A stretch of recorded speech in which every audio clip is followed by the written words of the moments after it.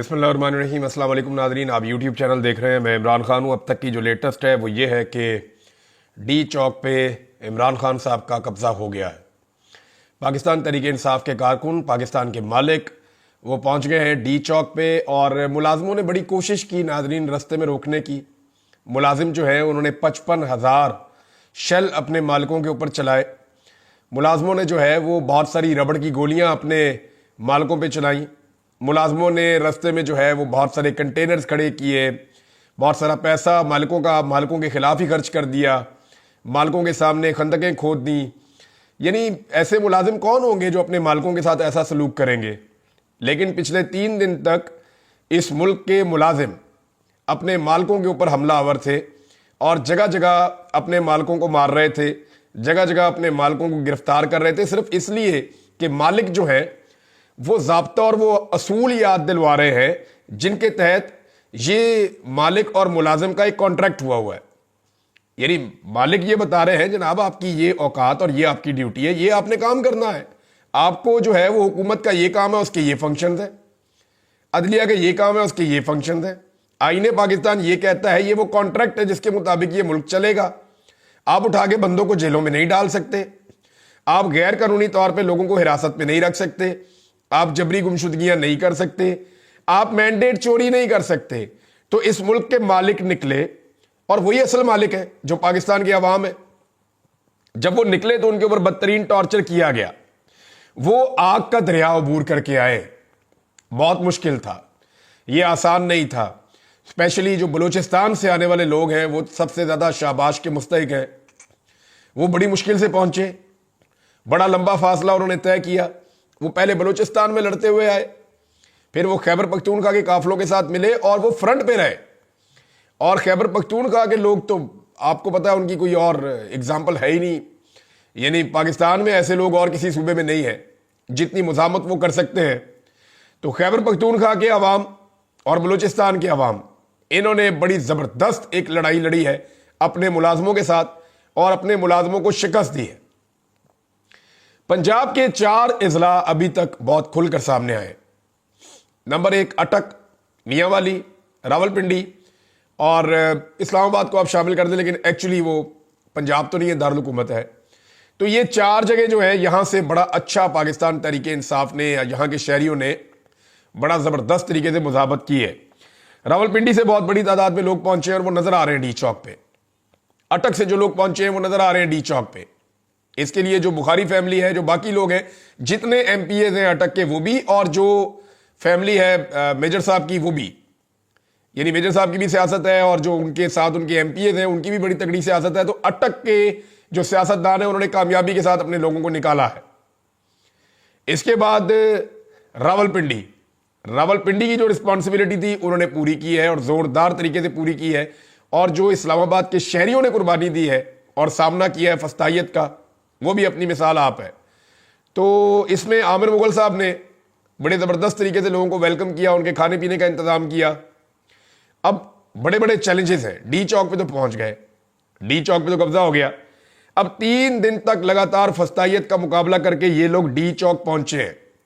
पाकिस्तान तहरीक इंसाफ को 2.5 साल इतना मारा अवाम के मुलाजमों ने कि पाकिस्तान तहरीक इंसाफ मार खा खा के कुंदन बन गई है। ये वो पॉलिटिकल पार्टी नहीं है जिसको हम पहले जानते थे। ये मुख्तलिफ पॉलिटिकल पार्टी है, इसका शऊर बहुत ज्यादा है, ये बहुत ज्यादा मार खा सकते हैं। लेकिन इसके बावजूद इमरान खान साहब की तरबियत का असर यह है कि इनके हाथ जो भी बंदा लगता है सरकारी या कोई मुलाजिम इनके हाथ लगता है तो ये उसको रेस्क्यू करते हैं, उसको मारते नहीं है। ये बड़ा बुनियादी फर्क है।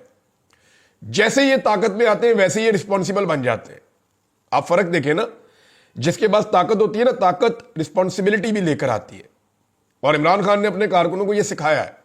जब ये मजलूम होते हैं तब तक ये लड़ते रहते हैं। जैसे ही इनके पास ताकत आती है या ये किसी को पकड़ लेते हैं तो ये रिस्पॉन्सिबल बन जाते हैं, उसको बचाते हैं, उसको रेस्क्यू करते हैं। और ऐसी एक नहीं दर्जनों वीडियोज है। अब जो वो रेंजर्स के एहलकारों की जाँ बहक होने वाला वाकया है, वहां पर एक शहरी भी जाँ बहक हुआ, एक एफसी वाला भी था, तो उसकी बाकायदा वीडियोज आ चुकी है और सारा मामला क्लियर हो चुका है। कल रात को जिन लोगों ने इस पर प्रोपेगेंडा किया उन्हें शर्म आनी चाहिए। इससे पहले बहुत सारे लोग धमकियां लगा रहे थे बहुत अजीब अजीब बातें कर रहे थे, कोई नहीं आ सकेगा, किसी को नहीं पहुंचने देंगे, इंज कर देंगे तो उंज कर देंगे। मुलाजमों को ना इतना फुदकना नहीं चाहिए। इस्लामाबाद का आईजी नारे लगा रहा था, रैलियां निकलवा रहा था, वो जिस जगह पुलिस ने रैली निकाली थी उधर एक पुलिस वाला भी नहीं है। अब किधर गए सारे? रास्ते में जितनी रुकावटें खड़ी करके बड़ी बड़ी बातें कर रहे थे, अटक मेरी रेड लाइन है, ए पई जे रेड लाइन। तो मुलाजमों को ना मुलाजिम बन के रहना चाहिए। अवाम इस मुल्क के मालिक है। कुछ लोग एक प्रोपेगेंडा कर रहे हैं, जरा उसका जवाब दे देते हैं। कुछ लोग ये कह रहे हैं कि ये जत्थे आ गए जी, इस तरह तो कल को कोई और जत्था उठेगा, वो उठ के इस्लामाबाद आएगा, अपनी बात मनवा लेगा। लित्तर नहीं मारेंगे उसको जो आएगा ऐसे उठ के और बात मनवाएगा। किस कैपेसिटी में आएगा भाई? कहते हैं जी टीएलपी वाले उठेंगे वो आ जाएंगे, या टीटीपी वाले उठेंगे वो आ जाएंगे, या कोई और ग्रुप उठेगा आगे इस्लामाबाद में बैठ जाएगा। क्यों आगे बैठ जाएगा भाई? ये पाकिस्तान के मालिक आए हैं। मैं आपको बताता हूं कैसे और फर्क क्या है। ये आपने याद रखना है। कोई बंदा भी ये बात करे उसके मुंह के ऊपर आपने रख के ये जवाब मारना है।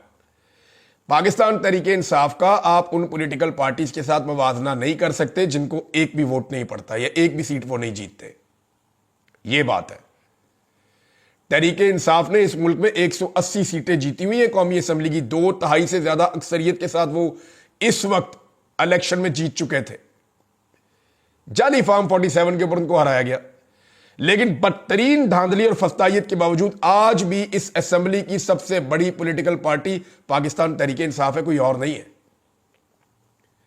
बदतरीन धांधली, आधी सीटें छीन ले फिर भी वो सबसे बड़ी पॉलिटिकल पार्टी है।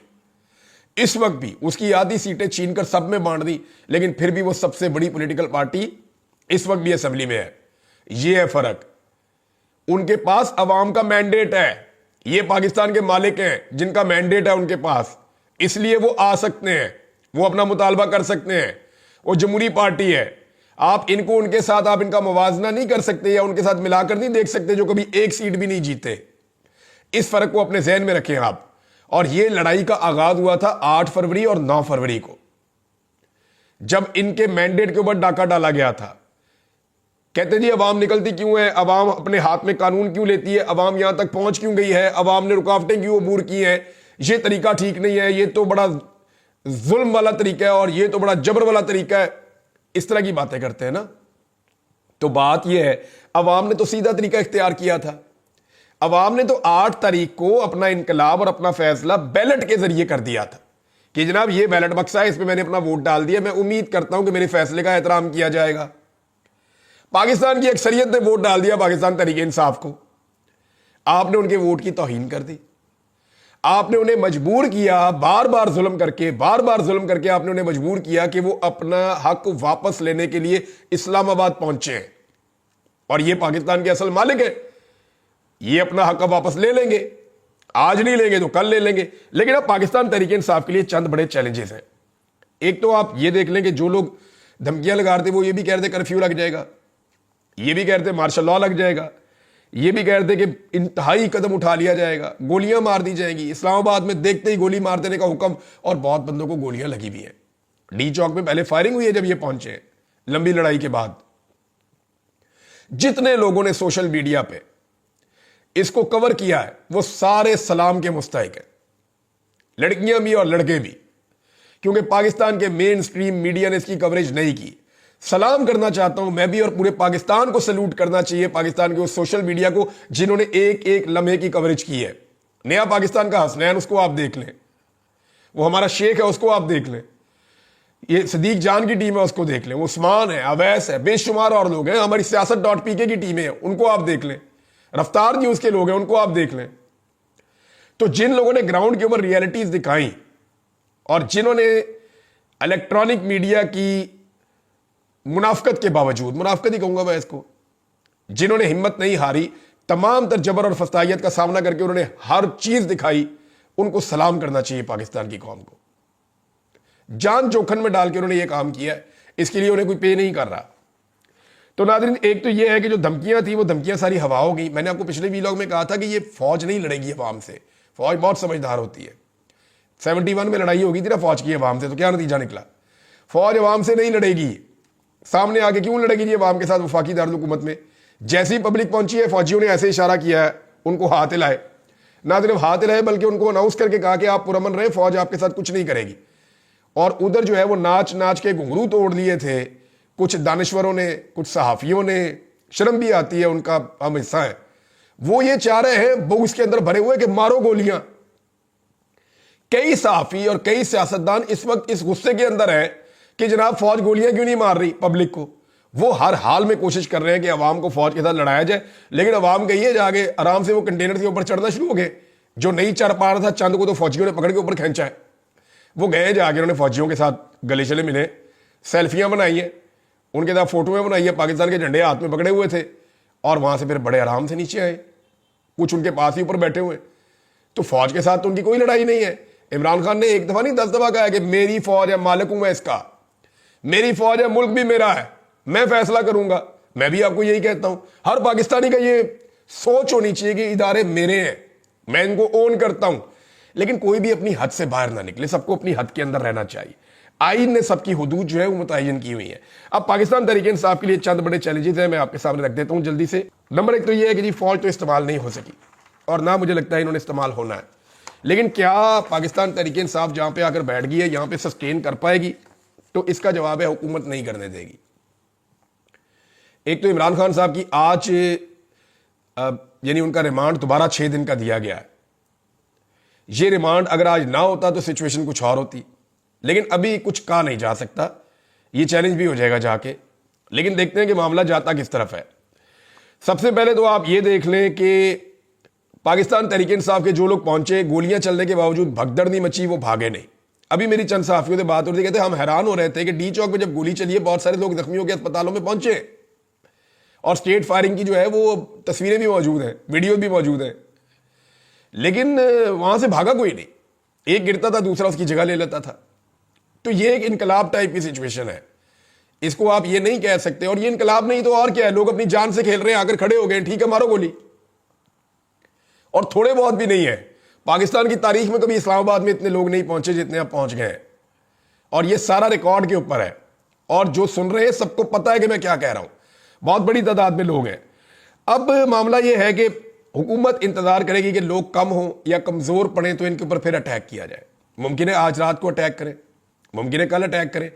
हुकूमत अटैक कर सकती है, इनसे आप किसी बात की उम्मीद ना रखें। ये वही लोग हैं जिन्होंने सानिया मॉडल टाउन किया था, ये वही लोग हैं जिन्होंने 9 मई के बाद बेशुमार लोगों को उठा के, जो बेगुनाह थे, जिन्होंने कुछ किया भी नहीं था, उनको उठा के जेलों में डाल दिया था। ये वही लोग हैं जिन्होंने इमरान खान को गुज़िश्ता 1.25 साल से जेल में रखा हुआ बगैर जुराइम के।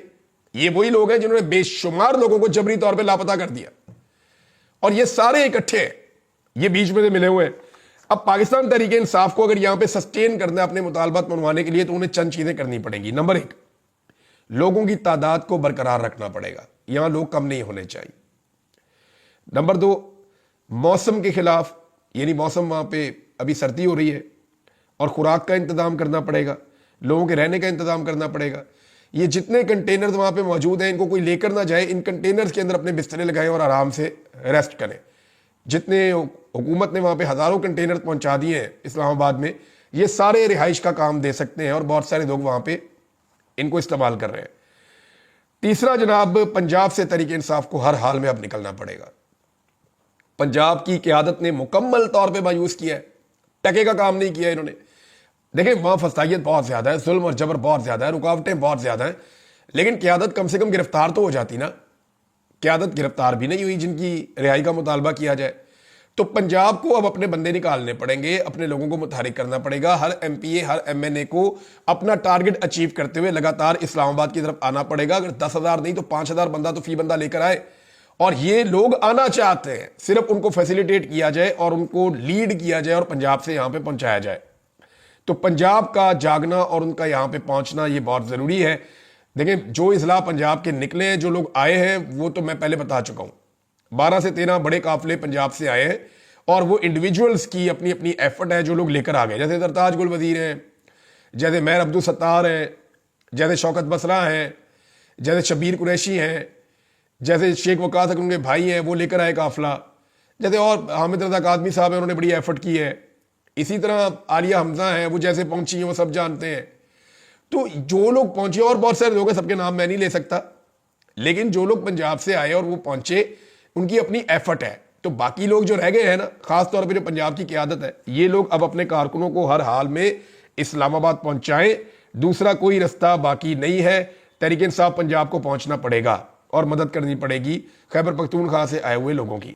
नंबर 4, तहरीक को जारी रखने के लिए इन्हें पूरा एक माहौल बनाना पड़ेगा, अपनी तंजीमें बनानी पड़ेंगी कि ये लोग जो है ये सिक्योरिटी का निज़ाम संभालेंगे, ये लोग जो है ये खुराक का निज़ाम संभालेंगे, ये लोग जो है अगर कोई बीमार है तो उसको देखेंगे।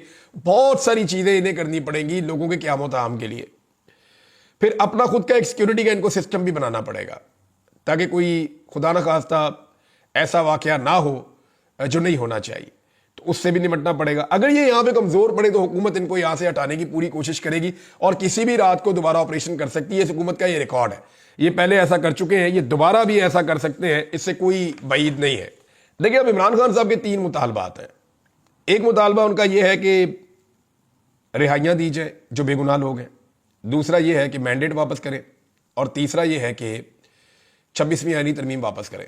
दूसरे दोनों मुतालबात तो फौरी तौर पे ना हुकूमत मानेगी और ना फौरी तौर पे हो सकते हैं। पहले मुतालबे पे अमल दरामद हो सकता है कि रिहाइयाँ हो जाए। पाकिस्तान तहरीक इंसाफ के 90% मसाइल इमरान खान साहब के साथ जुड़े हुए हैं और पाकिस्तान के भी 90% मसाइल इमरान खान साहब के साथ जुड़े हुए हैं। अगर वो आज़ाद हो जाती हैं और चीज़ें ठीक हो जाती हैं तो मुल्क ट्रैक पे चढ़ जाएगा।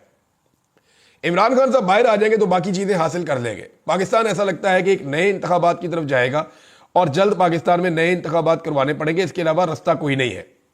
ओवरसीज पाकिस्तानियों का दबाव मैं आपको बताऊं वो बहुत काम आया है। जितनी ज़बरदस्त उन्होंने कंपेन की है, जो मगरिब के अंदर उन्होंने ज़बरदस्त किस्म के मुजाहरे किए हैं, उसने पूरी दुनिया की तवज्जो पाकिस्तान की तरफ दिलवा दी है। दुनिया की तवज्जो अगर पाकिस्तान के ऊपर 10% थी तो वो 50, 60, 70% तक पहुंच गई जब ओवरसीज पाकिस्तानियों ने उन्हें झंझोड़ा, उन्हें हिलाया और उन्हें बताया कि देखो हम आपके मुल्कों में इतने बड़े बड़े एहतजाज कर रहे हैं, हमारे मुल्क में ऐसा कुछ हो रहा है जिसके ऊपर आप सबको तवज्जो देनी चाहिए। तो सबके सब देख रहे थे। अब अगर ये सही तरीके से डील करते हैं इस हुकूमत को तो अगले 24 से 48 घंटों में इमरान खान साहब की रिहाई भी हो सकती है। लेकिन हुकूमत इमरान खान साहब की रिहाई का अगर अभी फैसला करती है तो उनके लिए ये बड़ा मुश्किल है। मुश्किल इसलिए कि इमरान खान अवामी ताकत से रिहा हो रहे हैं और इमरान खान बेगुनाह कैद थे। फिर इमरान खान साहब का बयानिया जो है ना उसका तोती बोलेगा इस मुल्क में, फिर कोई ना इलेक्शन जीत सकेगा और फैसला भी इमरान खान साहब करेंगे। हुकूमत को ये रिस्क लेना पड़ेगा, इमरान खान को छोड़ना पड़ेगा, आज नहीं तो कल। और पाकिस्तान तहरीक इंसाफ को अपनी इस पोजीशन को सस्टेन करना पड़ेगा, यहां डी चौक में बैठना पड़ेगा बहुत बड़ी तादाद में। अब जो है वो एक आसाब की जंग शुरू है, जो पहले आंखें झपकेगा वो फारिग हो जाएगा। अभी जब मैं ये वीडियो रिकॉर्ड कर रहा हूं अभी भी इतलात आ रही है कि इस्लामाबाद में इक्का दुक्का फायरिंग के वाकयात हो रहे हैं और वो जब कारकुन जाते हैं पुलिस के पीछे तो फिर पुलिस आगे से रबड़ की गोलियां और दूसरी गोलियां भी चला देती है और लोग जख्मी होकर अस्पताल भी पहुंचे हैं। एस्टेब्लिशमेंट को एक बात समझनी पड़ेगी कि नून लीग के पास बहुत सारे गुल्लू बट हैं। यहाँ पे जो भी हुआ वो एस्टेब्लिशमेंट के गले पड़ेगा बाद में, क्योंकि आलमी सतह के ऊपर जो नजला है इंटरनेशनली वो पाकिस्तान की एस्टेब्लिशमेंट पे गिरेगा, क्योंकि इस हुकूमत को कोई नहीं जानता और ना इस हुकूमत की कोई क्रेडिबिलिटी है। तो क्रेडिबिलिटी जो है वो पाकिस्तान की एस्टेब्लिशमेंट जो है जो भी उनके पास है वो सारा नजला उन पे गिरेगा और उनके ऊपर ये सारा मामला आएगा। उन्हें भी ये बात समझनी चाहिए कि ये मामला जितनी जल्दी रिजॉल्व हो उनका भी इसी में फायदा होगा। नाज़रीन, 4,500 रुपए का एक शेल है, मोहसिन नकवी ने कहा है, और 55,000 आंसू गैस के शेल चले अब तक की इतला के मुताबिक। यानी अपने मालिकों को मुलाजमों ने 55,000 से जायद आंसू गैस के शेल मार दिए। ये वर्ल्ड रिकॉर्ड लग गया है, ऐसे कभी कहीं नहीं हुआ। तो नाज़रीन, अब तक की जो सिचुएशन है मैंने आपके सामने रखी है। 3 चीजें बहुत इंपॉर्टेंट है। नंबर 1, पंजाब को जागना पड़ेगा, उनकी क़यादत को जिम्मेदारी देनी पड़ेगी, उनको यहां पे आना पड़ेगा। नंबर 2, पाकिस्तान तहरीक इंसाफ को यहां पे अपने लोगों को अब सस्टेन करना पड़ेगा और मजबूती के साथ बैठना पड़ेगा। नंबर 3, एस्टेब्लिशमेंट को यह बात अब समझनी चाहिए कि गेम हाथ से निकल गई है, पाकिस्तान के मालिक आ गए हैं। तो ये जो एक छान बुरा इकट्ठा किया हुआ है, इससे जान छुड़ाने का इससे अच्छा मौका दोबारा नहीं मिलेगा, वरना इनका बोझ और इनका गंद ये सारा एस्टेब्लिशमेंट को उठाना पड़ेगा। अब तक के लिए इतने, अपना ख्याल रखिएगा, अपने इस चैनल का भी। अल्लाह हाफ़िज़।